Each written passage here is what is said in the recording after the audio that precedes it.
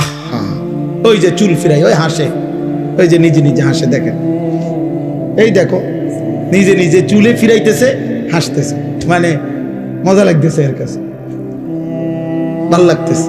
এটাই বুঝাইলাম, গুনাহ মানুষকে প্রতিবন্ধী বানায়। হ্যাঁ, অব্যাহত পাপ লাগাতার গুনাহ মানুষকে প্রতিবন্ধী বানায় ফেলে, মানসিক ভারসাম্যহীন, মাতাল বানায় ফেলে।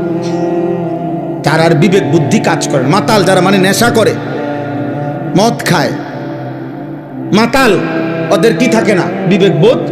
আচ্ছা, তো এটা দলিল কি? লাআমরুকা ইন্নাহুম লাফি সাকরাতিহিম ইয়ামাহুন।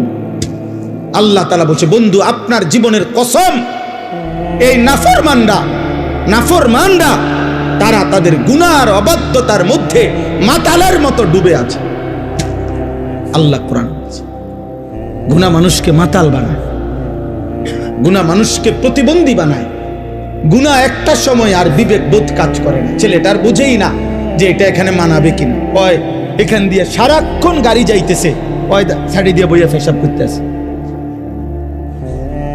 এখানে অসংখ্য মানুষ তাকায় আছে, মনে করেন ওই ওর নারী দেখতেছে, মোবাইল দেখতেছে, ইয়ারফোন লাগাইয়া আপনার গান শুনতেছে। এখানে মনে করেন অগণিত লোক চলাফেরা করতেছে, ও কোনোখান থেকে একটা মেয়ে টোকাইয়া আনছে, ওইটারে লইয়া মোটরসাইকেল দিয়া চলতেছে। বাকি মানুষগুলো দেখলে কি বলতেছে, ও এত কিছুর দরকার কি, আমি একটা অসভ্য চরিত্রহীন কোন আনতে একটা টোয়া লইয়া আইছে, ওইটারে লইয়া মোটরসাইকেল দিয়ে ঘুরতে আসে। আহা, আল্লাহ আমাদেরকে হেফাজত করেন, আল্লাহ তোমাদেরকে বিবেক দান করেন, আল্লাহ অভিভাবকদেরকেও বুঝ দান করেন। স্বেচ্ছাসেবকের কার্ড যাদের গায়ে লাগানো, তারা সবাই এই পিছনে সবাই ছেলেদেরকে বসান, একজনকেও দাঁড়াইতে দিবেন, একজনকেও। হয় তারে চলে যেতে বলেন, অনুমতি আছে যাওয়ার, আমার কোনো অসুবিধা নেই। আমি দিল থেকে ইয়াকিনের সাথে এটা বিশ্বাস করি যে একজনকে আল্লাহর কথা বললে সওয়াব হয়, একজনকেও আল্লাহর কথা বললে কি হয়? নেকি হয়। আর আমার সওয়াব দরকার, আমার নেকি দরকার, অন্য কিছুই দরকার নেই, অন্য কিছুই দরকার নেই। মূল্যায়ন অবমূল্যায়ন কোনোতেই কিচ্ছু হয় না, আসে যায় না, আসে যায় না। রাসূলুল্লাহ সাল্লাল্লাহু আলাইহি ওয়াসাল্লামকে আল্লাহ তাআলা বলছেন, আপনি আপনার জিম্মাদারি আদায় করেন। ফাসদা বিমা তু'মার ওয়া আ'রিজ আনিল জাহিলিন। আল্লাহর আদেশ আপনি বলতে থাকুন, প্রত্যেক অজ্ঞ মূর্খ আপনি তাদের থেকে নিজেকে আড়াল করুন, মানে আলাদা রাখুন। কোরআনুল কারীমের মধ্যে আছে, ওয়া ইযা সামিউল লাগওয়া আ'রাজু আনহু ওয়া ক্বালু লানা আ'মালুনা ওয়া লাকুম আ'মালুকুম সালামুন আলাইকুম লা নাবতাগিল জাহিলিন। আল্লাহ বলেন, আমার প্রিয় বান্দারা হচ্ছে এমন, তারা যখনই কোনো বেহুদা কথা এবং কাজ দেখে তারা সেখান থেকে সরে পড়ে। আর যদি তাদেরকে সেই বেহুদা কাজে, গুনার কাজে ডাকে, তারা বলে, না ভাই তুমি তোমার কাজ নিয়ে থাকো, আমি আমার আল্লাহকে নিয়ে আছি। এবং বলে, সালামুন আলাইকুম, আমি তোমার জন্য কল্যাণ কামনা করছি। এবং এটাও বলে, তুমি যতই ডাকো, লা নাবতাগিল জাহিলিন, অজ্ঞ মূর্খ নাফরমানের সঙ্গী আমি কখনোই হব না। তুমি আমারে ডাকতে পারো, আমি আসবো না, আমি অজ্ঞ মূর্খ। এই জন্য কোরআনুল কারীমের এই কথাই স্পষ্ট বর্ণনা, প্রত্যেক পাপী মূর্খ, আমি কিংবা তুমি, জওয়ান কিংবা বুড়া, যে গুনাহ করে সে মূর্খ। কুল্লু মান আসাল্লাহ ফাহুয়া জাহিল, তাফসীরে ইবনে কাসিরের মধ্যে আছে, যে আল্লাহর নাফরমানি করে সে মূলত মূর্খ, জাহেল, অজ্ঞ, আহম্মক। এজন্য কোরআনুল কারীম পাপীদেরকে, নাফরমানদেরকে কোথাও বলছে লা ইয়াকিলুন, ওদের আকল নাই। কোথাও বলছে লা ইয়াফকাহুন, ওরা কিছুই বোঝে না। কোথাও বলছে লা ইয়ালামুন, তারা কিছুই জানে না, কিছুই জানে না। কোরআনুল কারীমে আল্লাহ তাআলা বলছে আমাদের সবাইকে যে, হে আমার বান্দা, তুমি একটু খবর নাও, চারিদিকে খোঁজ লাগাও, এই পৃথিবীর ইতিহাস দেখো, আমার পৃথিবীতে দেখো, খবর নাও। আর খবর নিলেই দেখবা, ফানজুরু কাইফা কানা আকিবাতুল মুকাদ্দিবিন, যুগে যুগে মিথ্যাবাদীদের পরিণতি কি হয়েছে খবর নাও। ফানজুরু কাইফা কানা আকিবাতুল মুফসিদিন, দুনিয়ার মধ্যে যারা বিশৃঙ্খলা, ফাসাদ, অন্যায় অনাচার করত তাদের পরিণতি কি হয়েছে দেখো।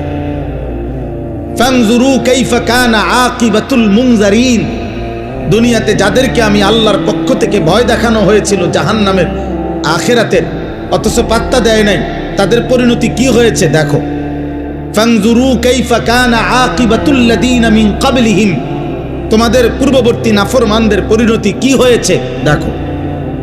আল্লাহ তাআলা বলছে জিজ্ঞেস করো নমরুদের কি হয়েছিল, জিজ্ঞেস করো ফেরাউনের কি হয়েছিল, জিজ্ঞেস করো কারুনের কি হয়েছিল, জিজ্ঞেস করো নূহ আলাইহিস সালামের কওমকে পানিতে ডুবাই দিল কেন, খবর নাও লূত আলাইহিস সালামের জাতিকে জীবন্ত মাটির নিচে উল্টা দাফন করে দিল কেন, খবর নাও শুআয়ব আলাইহিস সালাম, সালেহ আলাইহিস সালাম, এই দুই নবীর উম্মতকে ফেরেশতার বিকট চিৎকার দিয়ে ধ্বংস করে দেওয়া হলো কেন, খবর নাও ইবলিস শয়তান তাকে বিতাড়িত করা হলো কেন।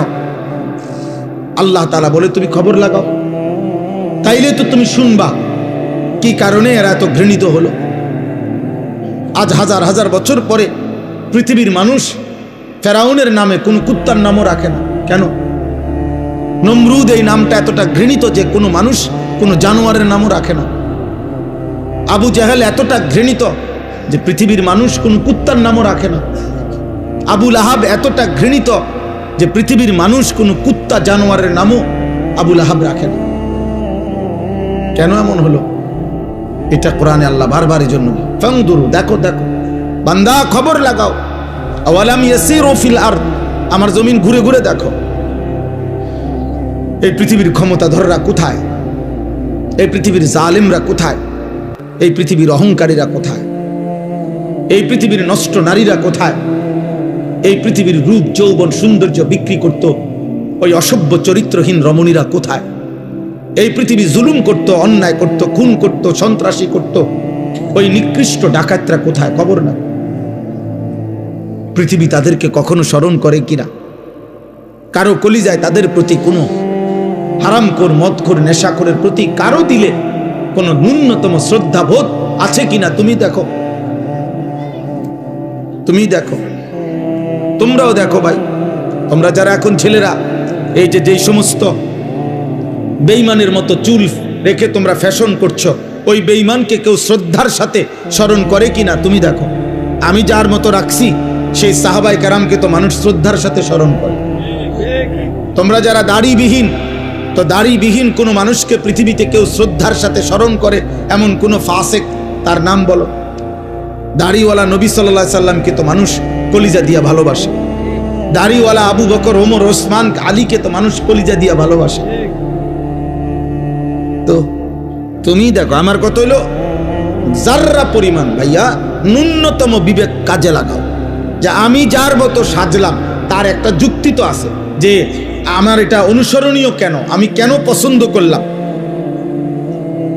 আমি এই চুল পছন্দ করলাম কেন, এই চেহারা পছন্দ করলাম কেন, আমি এই পোশাক কেন পছন্দ করলাম, আমার চয়েস হইল কেন, এর পিছনে ন্যূনতম একটা যুক্তি থাকতে হবে, একটা ব্যাখ্যা তো থাকতে হবে।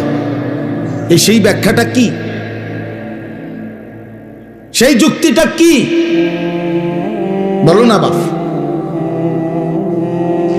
একজন বলো, একটা ছেলে বলো। বা সারাদিন যাদের মোবাইলে জীবন কাটে নারী ছবি দেখে, এই জীবনটা তোমার এভাবে যে চলতেছে, এটার উপরে তোমার কি ফায়সালা, মানে কি ভাবনা, তুমি এভাবে কোথায় যাইয়া পৌঁছবা? এক ওয়াক্ত নামাজ যাদের কপালে জোটে না, নাফরমান, অসভ্য, বেয়াদব, বেনামাজি, তুমি কোথায় গিয়ে থামবা আব্বা? তোমার মতো চরিত্রহীন, তোমার মতো চরিত্রহীন কোথায় গিয়ে থামবা? একদিন কি শেষ হবে না? এই হায়াত, এই রাত শেষ হবে না? এই যৌবন শেষ হবে না?